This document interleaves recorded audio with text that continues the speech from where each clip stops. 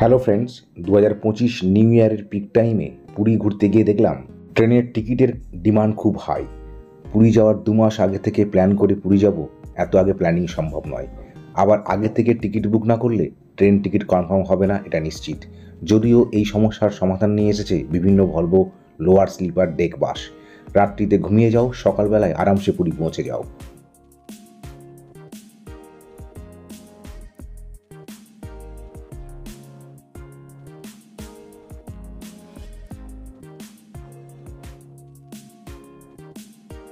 এই নিয়ে তৃতীয়বার পুরী ঘুরতে এলাম। আগে যখন এসেছি তখন মনে মনে সবার মতোই ঠিক করেছিলাম পরের বার যখন পুরী ঘুরতে আসবো তখন শিপেশিং হোটেলে একদিন হলেও থাকবো।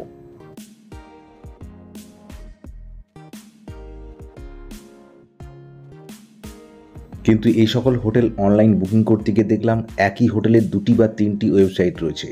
কোনটি সত্যি আর কোনটি ফ্রড বোঝা খুব মুশকিল। যদি ভুল করে ফ্রড ওয়েবসাইটে এন্ট্রি করে কন্ট্যাক্ট নাম্বারে কন্ট্যাক্ট করেন তাহলে কিন্তু ফিনান্সিয়াল ফ্রডের সম্ভাবনা প্রবল।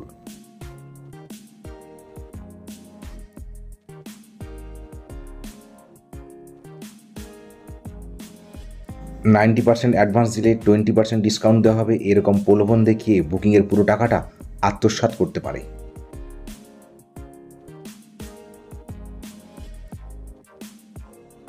সবথেকে চিন্তার বিষয়, একই হোটেলের নামে 2-3টি ওয়েবসাইট রয়েছে।